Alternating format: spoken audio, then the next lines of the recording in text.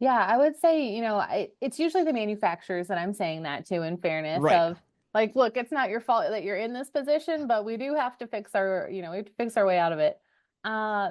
I think there's a couple of things. I think you have to know your data and insights as a manufacturer nowadays. Like, there is not an excuse of, well, they wanted it and I made it and it didn't work, so Hmm. it's on them.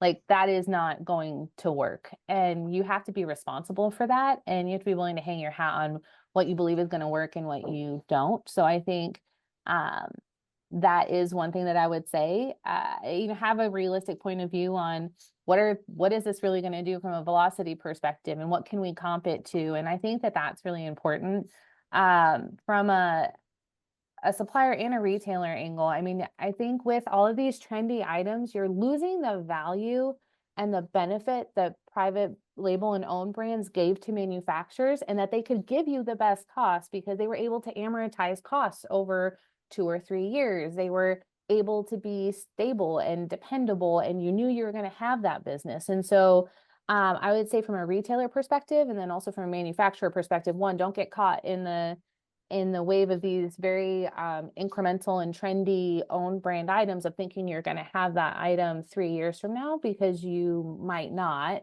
And then from a retailer perspective, I think recognize that it does put a financial burden and an operational burden on these manufacturers and suppliers when you're making these changes all the time. So I think having that loyalty of being able to go back to them, knowing that if this doesn't work, there's a next step to it and we can work it out together and iterate on it, is important for both sides in this equation and where we're at today. And then this, I would say the last thing I would say, and this is goes against what everyone would tell you to do.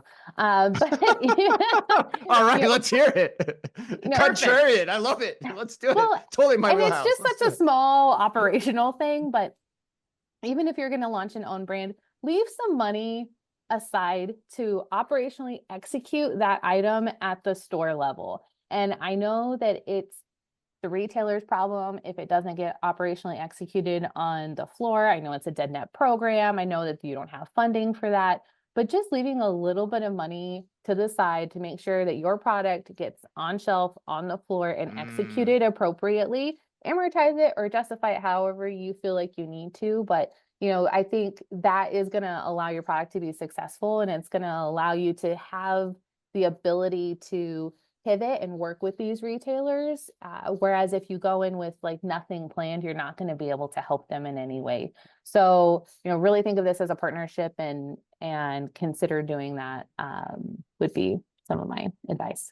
Got it. So if you're a manufacturer, your job is not just to produce it and ship it. You've got to think about more and more of the You've whole got to be more relationship holistic. entails. Yeah, right. Yes, you've got to be more Okay. Got holistic. it.